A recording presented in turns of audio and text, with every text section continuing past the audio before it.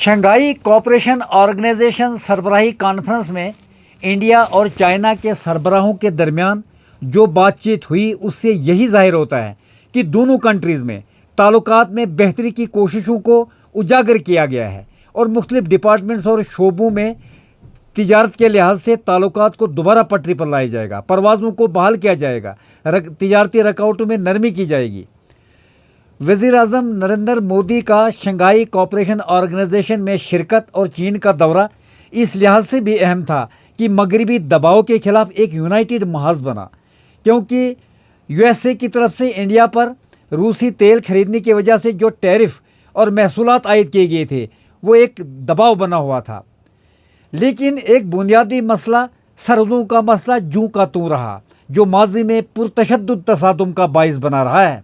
कुछ हद तक कशीदा हालात में नरमी आ सकती है, लेकिन ये तनाज़ा मुकम्मल तौर पर वैसे ही रहा जैसे था। दीपसांग और डेमचोक भारत और चीन के दरमियान मुतनाज़ा इलाके हैं। ये लद्दाख के शुमाल मशरकी हिस्से हैं। ये इलाके फ़ौजी और सफारती तनाज़ात की जड़ हैं।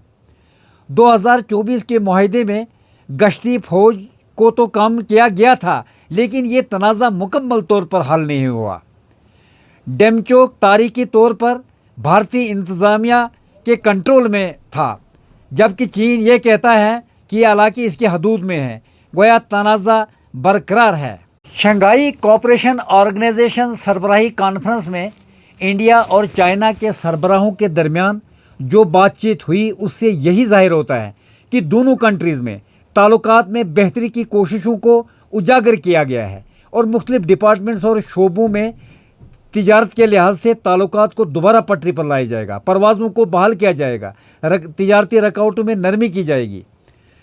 वज़ीर-ए-आज़म नरेंद्र मोदी का शंघाई कोऑपरेशन ऑर्गेनाइजेशन में शिरकत और चीन का दौरा इस लिहाज से भी अहम था कि मगरबी दबाव के खिलाफ एक यूनाइटेड महाज बना, क्योंकि यूएसए की तरफ से इंडिया पर रूसी तेल खरीदने की वजह से जो टैरिफ और महसूलात आयद किए गए थे वो एक दबाव बना हुआ था।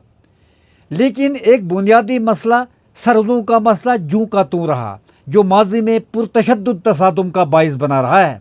कुछ हद तक कशीदा हालात में नरमी आ सकती है, लेकिन ये तनाज़ा मुकम्मल तौर पर वैसे ही रहा जैसे था। दीपसांग और डेमचोक भारत और चीन के दरमियान मुतनाज़ा इलाके हैं। ये लद्दाख के शुमाल मशरकी हिस्से हैं।